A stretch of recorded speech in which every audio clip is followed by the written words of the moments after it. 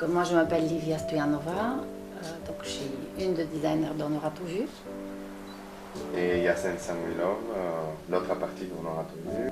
C'est une rencontre de 3 personnes, de 3 amis déjà. Donc de 2 origines différentes, mais on va dire 3 cultures, puisque nous deux avec Yassen, on est d'origine bulgare, André est d'origine portugaise, et on s'est rencontrés à Paris. L'idée c'est que vous n'aurez jamais tout vu, chez On aura tout vu, et tant que j'espère on a encore des idées, on devrait quelque part quand on voit un objet être surpris. Donc, si on est surpris et étonné, c'est que c'est bien de chez On aura tout vu. On peut dire que ces objets sont dépourvus de leur banalité quotidienne. Tout à fait. En passant dans nos mains, elle devient un objet Insolite. Voilà. Et c'est le but, hein, parce qu'on trouve que à force de les utiliser, tous ces objets, il devient un peu ennuyeux et que du moment où ils sont revisités par nous, elles prennent toute une autre valeur, tournure.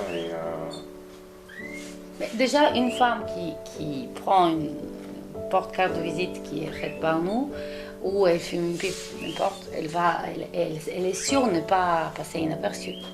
On fait l'ouvre son son porte-carte de visite, on se souvient d'elle déjà avant même qu'elle ait donné sa carte de visite. Elle est exceptionnelle. Elle est exceptionnelle, comme chaque femme. Je pense que je pense que Platonov il avait dit un mot, sans moi le peuple est incomplet. Donc chaque femme doit se sentir comme ça. Nous pouvons caractériser notre marque comme des créateurs de désordre par les règles instaurées par la mode, et on est toujours à la recherche des nouvelles techniques d'association et d'interprétation qui sont étonnantes, absurdes ou impossibles. Et je pense que notre métier, c'est de les rendre possibles. Chacun des objets qu'on crée, quelque part, doivent susciter une sensation ou un étonnement.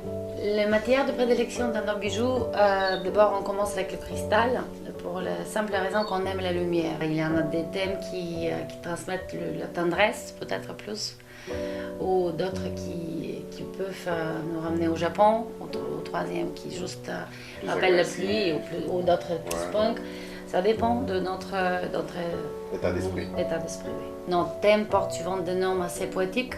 Purple Rain, par exemple, donc ou Light Shadow. On choisit des noms qui ont une référence ou avec un poème ou avec quelque chose qui nous a touchés.